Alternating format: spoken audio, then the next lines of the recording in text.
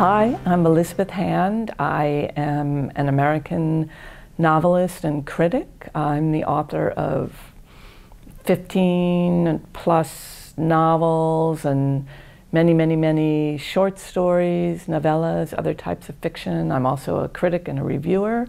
I'm also a teacher of creative writing. I teach at the Stone Coast MFA program in the US, in Maine, which is where I live. I also spend part of the year for the last 25 years in London, where my partner John Clute lives. My books run the gamut from not straightforward, but from fantasy and science fiction to historical novels, supernatural novels. My most recent book is this one, Curious Toys, which is an historical crime novel, psychological thriller set in Chicago in 1915 that deals in part with the outsider artist Henry Darger, and also a young girl who is in the process of discovering her own gender identity in an era when that was not something people were even aware of, let alone talked about.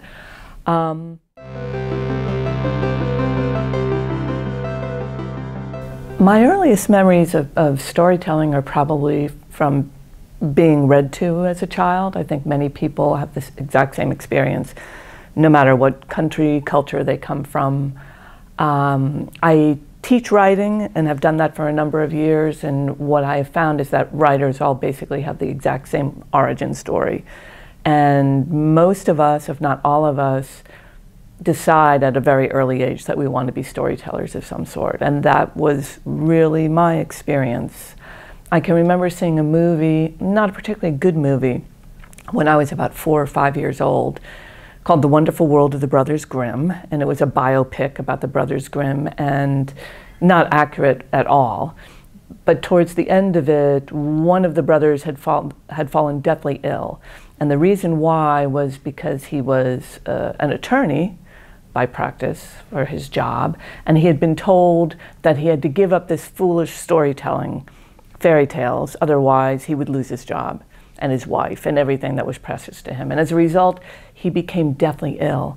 And so the final scene in the movie is him, and he's on his deathbed, and he's in his bedroom, and he's dying, and then all of a sudden, all of the fairy tale creatures who've appeared earlier in the movie, they come through his window and they surround him. So there's the giant, there's trolls, there's little fairies, there's Red Riding Hood, there's Jack and the Beanstalk, there's a dragon, and they all are begging him, no, you can't die, because if you die, all of our stories will disappear. You are the only thing that's keeping us alive. And I can very vividly remember seeing that movie and thinking, that's what I want to do. I want that job. And this was before I could read or write. But I thought, this is what I want to do with my life. And as soon as I did learn to read or write, that's what I tried to do, was write stories. When I was a little bit older, and I would go to summer camp, and there was a bus that would take us to various activities in New York City, because I grew outside of New York City. And I can remember sitting in the back of the bus and entertaining the other kids on the bus on these long rides. I would make up stories to tell them. And the stories were mostly based on the monster movies that I had seen at the time. This is the early 1960s.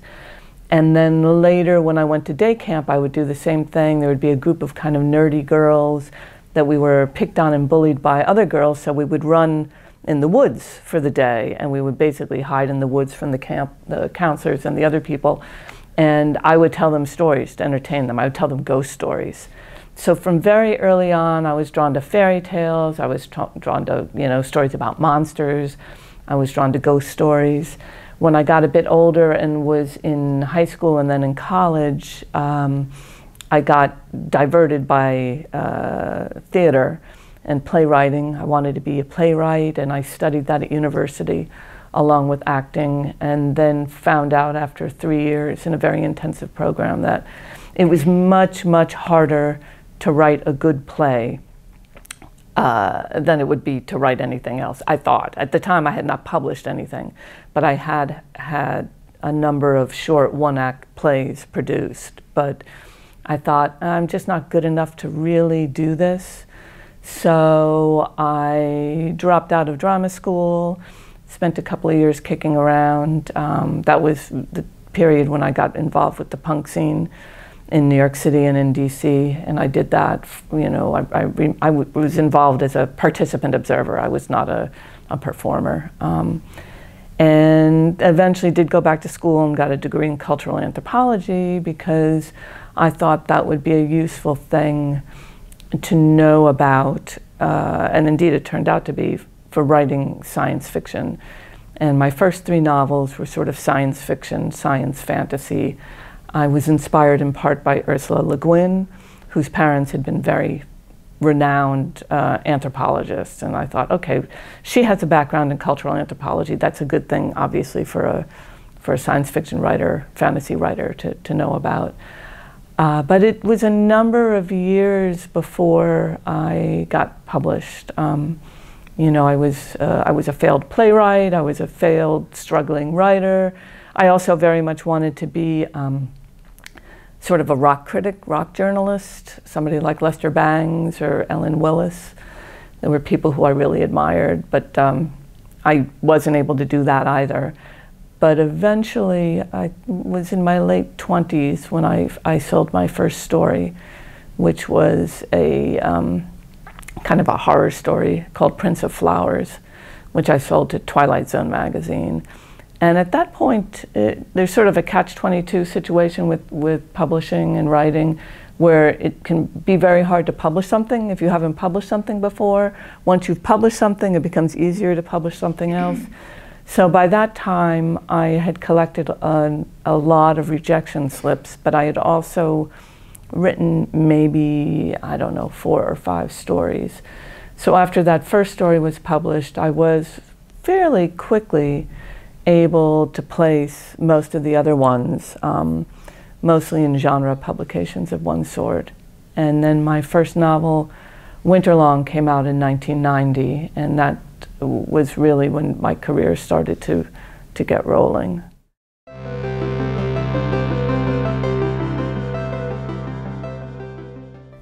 My first 3, as I mentioned, my first 3 novels were sort of science fiction, fantasy, science fantasy, and I had published a fair number of short stories. This would have been in the early 90s to mid-90s, and done a number of other things. I was doing a lot of book reviews and criticism. I co-created and co-wrote a superhero series for DC Comics.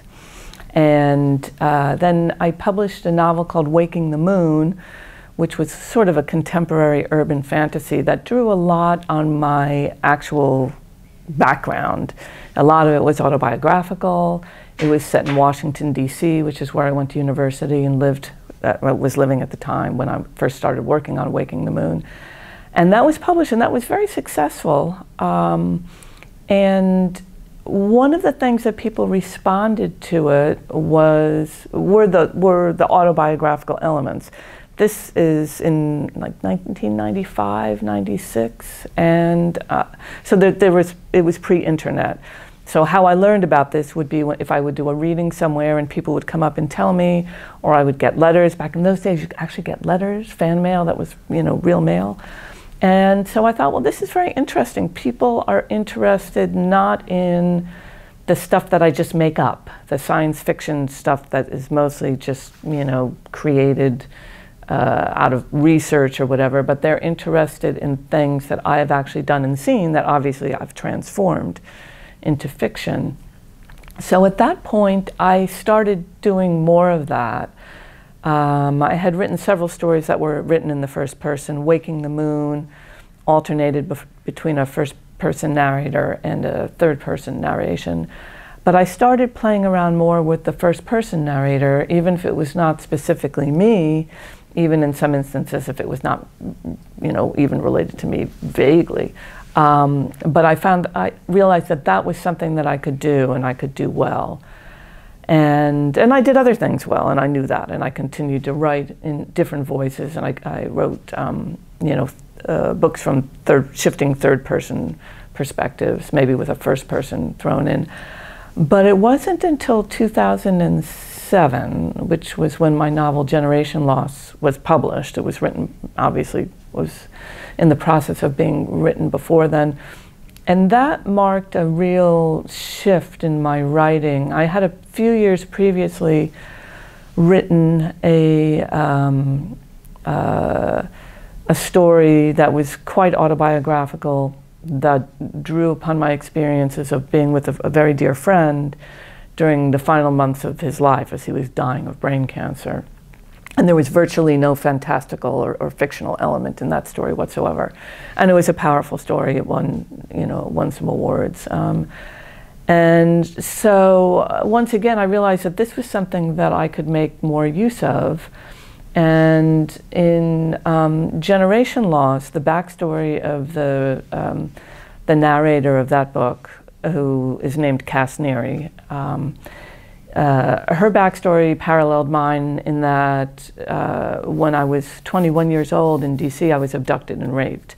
And this was in an era before women were talking very openly about this. So while I had sort of danced around it in some of my fiction, which had might have had damaged or traumatized characters, with Generation Loss, it was the first time that I really kind of focused on that directly. And obviously that character, Cass, is not me, but there are a lot of similarities. And I found when I was writing that book and its sequels, it was very easy for me to project a sort of, make her sort of almost like a shadow self. That she and I shared this history up until a certain age, and then at that point, her life went off the rails, and mine did not. Or if it went off the rails, it did so briefly before it got back on the rails again. So that was a point when my writing really did change a lot, because I found that in retrospect, the experience of writing fiction that was more science fiction or supernatural fiction or fantasy, rather than more, quote unquote, realistic fiction, mimetic fiction, I realized that I felt I'd always been kind of working with a net there, that there was a certain buffering element between myself and the vision I was putting on the page or the screen. Not in that it was necessarily an autobiographical vision at all, but I felt that using supernatural elements was in some way keeping me from looking at darker aspects of the world, and perhaps of myself or of people who I knew. And so once I had that realization, it did not make me less afraid of delving into very, very dark material, but it made me feel that it was perhaps more important to confront that and look at it head on. And this was something that, that book was published 13 years ago, and a lot of people were put off by that. A lot of reviewers in particular were put off by the fact that the protagonist, the narrator, was a very profoundly damaged person. And that has shifted over time. That book had quite a success. And some of it may be a cult success, but also some commercial success. And the fact that all these years later, it's still in print and it still has readers and it's spawned these sequels. I have the fourth book in the series is coming out later this year. And I hear all the time from women and from men too, who identify with that character because in some way she touches upon their own experience. They say, I felt like that. I have dealt with addiction, I've dealt with trauma, I've dealt with sexual assault, I've dealt with all of these things that this character has been exposed to. And so that, to me, has felt like a profound gift to be able to take that kind of a story and share it with people. And it has also been, for me as a writer and a reader, very, I don't know if gratifying is the right word, very validating to see that many, many women are now telling those stories. Not because they read my story necessarily, although I know some people have, but But other women, other writers, more successful and more well-known than myself, have been able to start sharing those stories and writing about them and exploring them. And I think that that is a real sea change that I've seen since that book was published. And of course, there's many more stories to be told by many other people, people who are not white, middle-aged American women. But it's, as a writer who is also a reader, who is also a critic, who is also a teacher, that's one of the things that I have found has really changed in the last decade, is just this wealth of voices that were either not being permitted to speak, or did not feel they had the freedom to speak, the right to speak, or they, in some cases, were being deliberately oppressed or suppressed, that we are hearing from them now. And that's very humbling, but also really inspiring. I especially see this, teaching a lot, doing workshops with writers who are not necessarily young. Some of them are, many of them are not, and from all over the world, who are sharing their stories and their experiences and transforming them through fiction.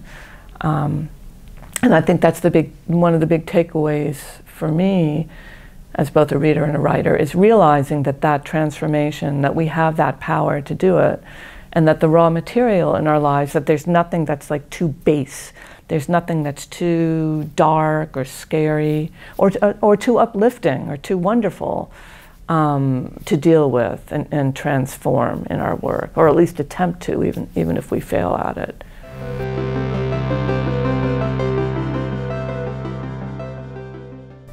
Generation Lost came out in 2007. It had 2 follow-ons, Available Dark and Hard Light, that came after that. But I was also writing other kinds of books, other books. I wrote Radiant Days, which is a novel about the French poet Arthur Rimbaud. I wrote a short supernatural novel called Wilding Hall, which was a huge amount of fun to write, quite a short book, and just a straightforward, or it's not straightforward, but it's a haunted house story set in the 1970s in England. It deals with a folk rock band, and that was really fun, and that was also quite a successful book. So I was doing other things, and also writing a lot of short fiction, short stories as well. I have had for many years a fascination with the outsider artist Henry Darger, sometimes pronounced Darger, who was an American artist. He was born in, I think, 1892. He died in 1972, 73. I'm bad with dates. And he had a very damaged life, very kind of Dickensian poverty, orphaned at a young age, institutionalized because people thought he was feeble-minded, which he was not. He was almost certainly neuroatypical, and it was only a few weeks before his death that Henry went into a hospital, and his landlord found in Henry's apartment this vast trove of paintings and writings that Henry Darger had done through his entire life. He was in his early 80s when he died. And it is something like a 17,000 page long opus with hundreds, thousands, I don't know how many, illustrations, paintings, some of them immense, huge scrolls. And he had done all of this and nobody knew about it. And I became fascinated with him in the late 1970s, even before I had seen his work. I'd heard about him and the Vivian Girls. His book is The Adventures of the Vivian Girls. And I had shared this fascination with my mother, among other people. His work is on display at the Museum of American Folk Art, the Museum of Modern Art. It's on various galleries around the world now. He's become quite well known. And my mother became interested in him and had seen his work at the Folk Art Museum, and so she kind of shared my fascination. And about 8 or 10 years ago, she said to me, you should write a detective book in which Henry is the detective. My mother's a huge fan of crime novels. And I thought, oh my God, that is an amazing idea. Because Henry Darger, who kind of lived in his own fantasy world, he worked his entire life as a janitor, but when you read excerpts from his book about the Vivian girls, he did kind of imagine himself as a detective. He thought that he was part of this imaginary group known as the Gemini, whose job it was to protect children. And he was obsessed with this little girl named Elsie Parovic, who had been abducted and murdered in Chicago in 1911 when he was about, I don't know, 19, 17, I can't remember. Anyway, he was obsessed with Elsie Parovic's death and her case, and that was the inspiration for the story of the Vivian girls.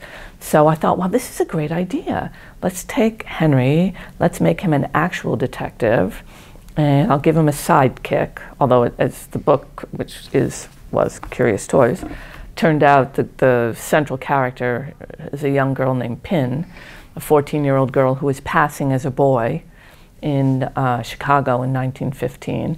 And she ends up meeting Henry, and the two of them go on to try to solve the abduction and murder of a young girl in this amusement park, which is where Pin is living with her mother.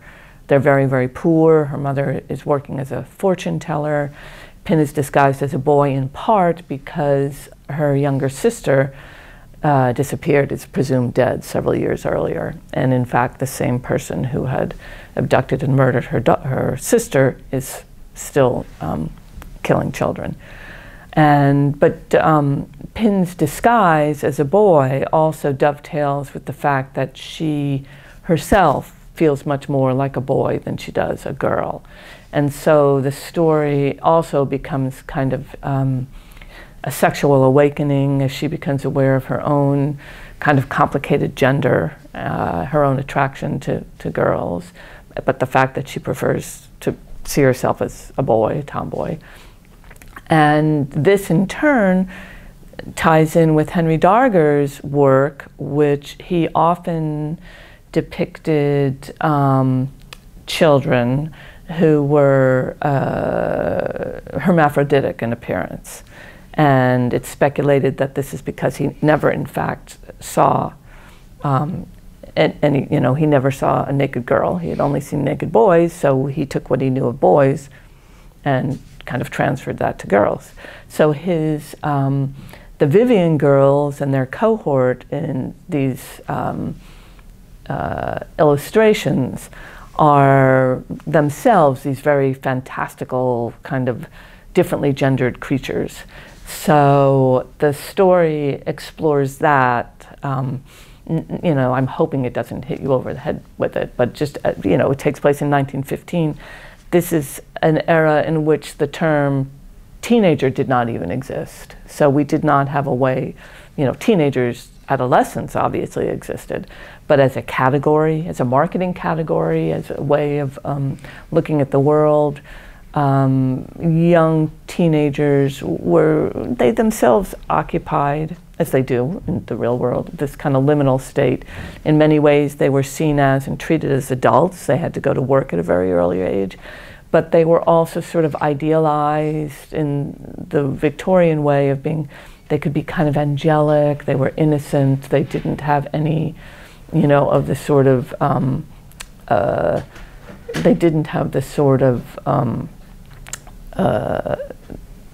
young adult identity projected onto them that people have not now growing up. So that's something else that I wanted to sort of explore, this sort of different, this different landscape in which somebody like Pin might have grown up. It was also the era of the silent movies, so that was something that was very new and exciting. And in fact, in 1915 Chicago, the S&A studio was probably the biggest and most successful movie studio in the United States. And it was in the general area where she was living and where Henry Darger was living. So I'm able to bring in stuff about the early history of the movies, and play with that a bit, which was also really fun. That was something else I've had a long-standing fascination with, is early film.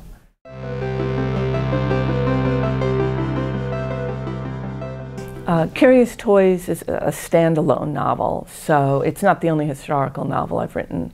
Radiant Days, the book I mentioned earlier about Rimbaud, was in large part an historical novel. I wrote a novel called Mortal Love that was set in England, Victorian England, and centered around the Pro-Raphaelites in the late 1800s. And I've written some short fiction that plays around with historical issues as well. So that's something I like a lot to write about. And I actually have an idea for another historical novel that I hope to be writing someday soon, but not yet. So people have asked for a sequel to Curious Toys, but I probably will not be writing one.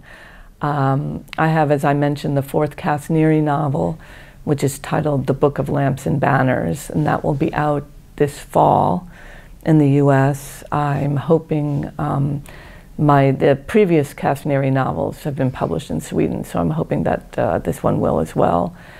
And I'm going to be starting work on a new standalone novel, which is another psychological thriller, like the Casanari novels. It's titled Baby Go Bang, and it's mostly a contemporary novel set in the US, backstory in 1999, and then flips forward to the present day with a woman who is coming to grips with the fact that people who she knew in her past were in fact not the people she thought they were, and that at least one of them is probably a much darker person, perhaps a murderer, perhaps a serial killer. Certainly not a bad person. I mean, not a good person.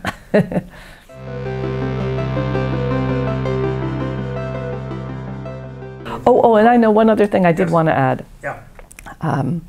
In addition to Curious Toys, I'm the author of the Casanari novels, which is a series of psychological thrillers, several of which are set in Scandinavia, and the one that is coming out this fall is set in large part in Sweden, in a fictionalized version of Gotland, because I love Sweden. I've come here a number of times over the years, and I just want to make sure I say that for my Swedish audience. I've come to Uppsala a number of times, been to Gotland several times, and Stockholm. This is a place that I love very much.